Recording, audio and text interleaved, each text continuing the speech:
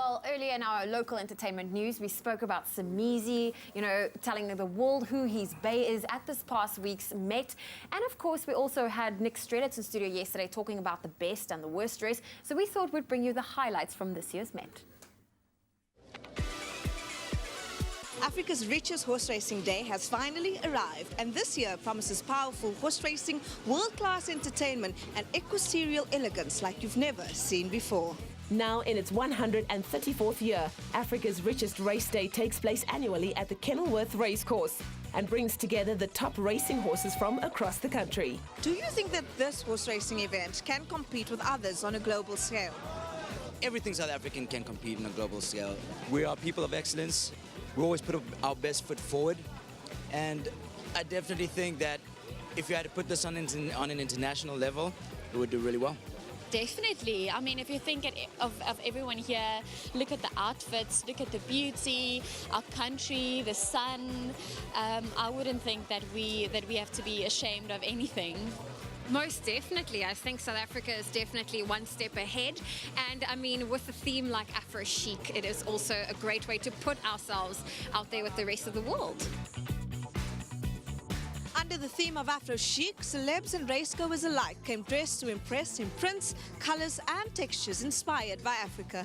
This year's theme gave local designers the chance to push their creative boundaries and showcase our continent's unique style and culture, making a truly African experience all round. It's such an exciting time to be in South Africa and Africa. African fashion is exploding. We see it in fashion weeks, African fashion weeks in London, Tokyo, Paris. This is the best time to be in Africa right now. And I think because it's such a young market, there's only so much more we can go. And so many influences. We're taking it global. Afro Chic, that's what it's about. It's about representing Africa as a whole. I think it's good for us to have these kind of themes, you know what I mean? We're always doing sort of Western and European kind of themes, but it's good for Africa to represent itself, or for us to represent Africa. So the Met having this theme is one for the books, I would say. Yeah, Fabiani kitted me out in this beautiful suit that I love, just the off-burgundy color there, and specially made bespoke waistcoat embracing the Afro Chic theme of the day. My look is from Khaja and Kitsia. Of course, he did both my wedding dresses. He's been dressing me for many years, and I was like, let's do something crazy. Style ahead of the field was the theme, and that's what we wanted, but we also wanted to bring in a really rich African theme. So my styling, of course, is very rich African, authentic African, with a little bit of modern, international flavor. I know the theme is Afro Chic and styled ahead of the file, but I think South African fashion has come a long way from just being like a traditional African wear. I think it's embracing your own eccentricities and being authentically South African. And I'm a very bright and positive person, so being Afro Chic is just being myself in full color. I'm wearing a beautiful dress from Imprint. I mean, he's done really spectacular, and I love the solid color. I know everyone's wearing patterns today, so I just decided I'm going to play with the color. I'm wearing yellow shoes, so I'm doing a little bit of color blocking, but I think, with Afro Chic and, the theme being a style ahead of the field, you really can play around with anything. If someone was coming to the Met for the first time, what would you say your top 3 style tips would be? Dress comfortably. It is a hot and perhaps very windy day, so make sure that whatever it is you're wearing, especially for all the ladies out there, that is going to be flattering to you given the conditions. Comfort is key.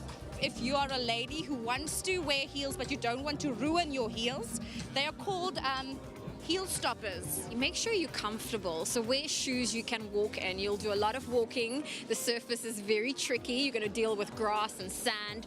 So if you choose style, choose practicality as well. One of the main reasons I'm wearing a pants and my hair tied back is because of the wind. So always think of your comfort. Just be yourself. Be comfortable in what you're wearing. I think color is amazing. It always stands out. And I chose green because my blood is green. I am proudly South African.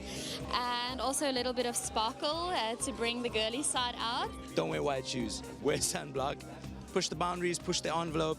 This is one of those places where you can actually go overboard, you know what I mean? Stretch the boundaries of fashion. So that's my advice. While fashion may be one of the biggest attractions, the most important part of the day is, of course, some horse racing. After a grueling race and a nail-biting finish, Susanna made the history books by crossing the finish line first. Piloted by jockey Grant van Niekerk, she became the first 3-year-old filly to win the Met in 100 years. I'm really lost for words. Obviously, my first time. Look, this is what we work hard for, and obviously, when the results come, then you have to, you have to be humble as well. It's a major race, and this is what all the jocks work hard for. So, I'm just really glad I won it. I must say, I do feel why the other jocks get so emotional when they do win this race is because it's an unbelievable feeling. I don't know, you have to fit the criteria. I'm quite small. I fit the criteria well. It's hard work, I must be honest, but it's worth it at the end of the day.